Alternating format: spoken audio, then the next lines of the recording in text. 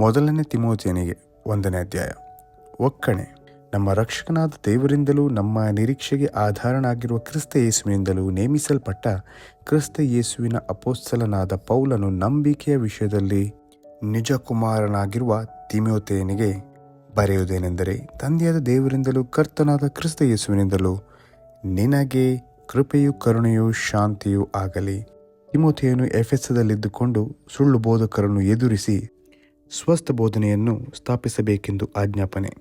ನಾನು ಮೆಕೆದೋನ್ಯಕ್ಕೆ ಹೋಗುತ್ತಿದ್ದಾಗ ನೀನು ಎಫೆಸದಲ್ಲೇ ಇದ್ದುಕೊಂಡು ಅಲ್ಲಿರುವ ಕೆಲವರಿಗೆ ನೀವು ಬೇರೆ ಉಪದೇಶವನ್ನು ಮಾಡಬಾರದೆಂತಲೂ ಕಲ್ಪನಾ ಕಥೆಗಳಿಗೂ ಕೊನೆ ಮೊದಲಿಲ್ಲದ ವಂಶಾವಳಿಗಳಿಗೂ ಲಕ್ಷ್ಯ ಕೊಡಬಾರದೆಂತಲೂ ಆಜ್ಞಾಪಿಸಬೇಕೆಂಬುದಾಗಿ ನಿನಗೆ ಖಂಡಿತವಾಗಿ ಹೇಳಿದ ಪ್ರಕಾರ ಈಗಲೂ ಹೇಳುತ್ತೇನೆ.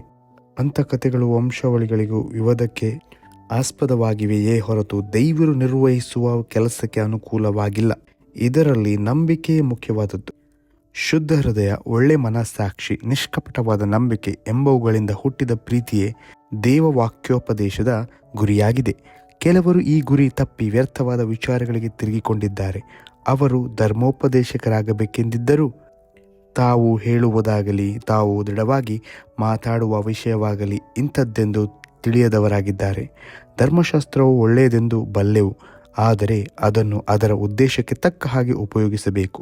ಅಂದರೆ ಅದು ಅಧರ್ಮಿಗಳು, ಅವಿಧೇಯರು, ಭಕ್ತಿಹೀನರು, ಪಾಪಿಷ್ಠರು, ದೈವಭಕ್ತಿ ಇಲ್ಲದವರು, ಪ್ರಾಪಂಚಿಕರು, ತಂದೆ ತಾಯಿಗಳನ್ನು ಹೊಡೆಯುವವರು, ನರಹತ್ಯೆ ಮಾಡುವವರು, ಜಾರರು, ಪುರುಷಗಾಮಿಗಳು, ನರಚೋರರು, ಸುಳ್ಳುಗಾರರು, ಅಬದ್ಧ ಪ್ರಮಾಣಿಕರು, ಸ್ವಸ್ಥ ಬೋಧನೆಗೆ ಪ್ರತಿಕೂಲವಾಗಿ ಬೇರೆ ಏನಾದರೂ ಇದ್ದರೆ ಅದನ್ನು ಮಾಡುವವರು, ಈ ಮೊದಲಾದ ಅನೀತಿವಂತರಿಗಾಗಿ ನೇಮಕವಾಗಿದೆಯೇ ಹೊರತು ನೀತಿವಂತರಿಗೆ ನೇಮಕವಾಗಿಲ್ಲವೆಂದು ತಿಳಿದು ಉಪಯೋಗಿಸಬೇಕು.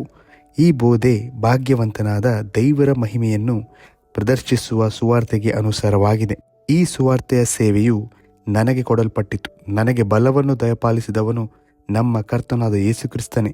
ಮೊದಲು ದೂಷಕನೂ ಹಿಂಸಕನೂ ಬಲಾತ್ಕಾರಿಯೂ ಆಗಿದ್ದ ನನ್ನನ್ನು ಆತನು ನಂಬಿಗಸ್ತನೆಂದು ಎಣಿಸಿ ತನ್ನ ಸೇವೆಗೆ ನೇಮಿಸಿಕೊಂಡದ್ದಕ್ಕಾಗಿ ನಾನು ಆತನಿಗೆ ಸ್ತೋತ್ರ ಸಲ್ಲಿಸುತ್ತೇನೆ. ನಾನು ಅವಿಶ್ವಾಸಿಯಾಗಿ ತಿಳಿಯದೆ ಹಾಗೆ ಮಾಡಿದ್ದರಿಂದ ನನ್ನ ಮೇಲೆ ಕರುಣೆ ಉಂಟಾಯಿತು. ನಮ್ಮ ಕರ್ತನ ಕೃಪೆಯು ಅತ್ಯಧಿಕವಾಗಿದ್ದು ಕ್ರಿಸ್ತ ಯೇಸುವಿನಲ್ಲಿರುವ ನಂಬಿಕೆಯನ್ನು ಪ್ರೀತಿಯನ್ನು ನನ್ನಲ್ಲಿ ಉಂಟುಮಾಡಿತು. ಕ್ರಿಸ್ತ ಯೇಸು ಪಾಪಿಗಳನ್ನು ರಕ್ಷಿಸೋಕ್ಕೋಸ್ಕರ ಈ ಲೋಕಕ್ಕೆ ಬಂದನು ಎಂಬ ವಾಕ್ಯವು ನಂಬತಕ್ಕದ್ದಾಗಿಯೂ ಸರ್ವಾಂಗೀಕಾರಕ್ಕೆ ಯೋಗ್ಯವಾದದ್ದಾಗಿಯೂ ಅದೇ. ಆ ಪಾಪಿಗಳಲ್ಲಿ ನಾನೇ ಮುಖ್ಯನು. ಆದರೆ ಇನ್ನು ಮುಂದೆ ನಿತ್ಯ ಜೀವಕ್ಕಾಗಿ ತನ್ನ ಮೇಲೆ ನಂಬಿಕೆ ಇಡುವವರಿಗೆ ತನ್ನ ದೀರ್ಘ ಶಾಂತಿಯ ದೃಷ್ಟಾಂತವಿರಬೇಕೆಂದು ಕ್ರಿಸ್ತ ಯೇಸು ಮುಖ್ಯ ಪಾಪಿಯಾದ ನನ್ನನ್ನು ಕರುಣಿಸಿ ನನ್ನಲ್ಲಿ ತನ್ನ ಪೂರ್ಣ ದೀರ್ಘಶಾಂತಿಯನ್ನು ತೋರ್ಪಡಿಸಿದನು. ಸರ್ವಯುಗಗಳ ಅರಸನು, ನಿರ್ಲಯನು, ಅದೃಶ್ಯನು ಆಗಿರುವ ಏಕದೇವರಿಗೆ ಯುಗ ಯುಗಾಂತರಗಳಲ್ಲಿಯೂ ಮಾನ ಪ್ರಭಾವಗಳಿರಲಿ. ಆಮೇನ್.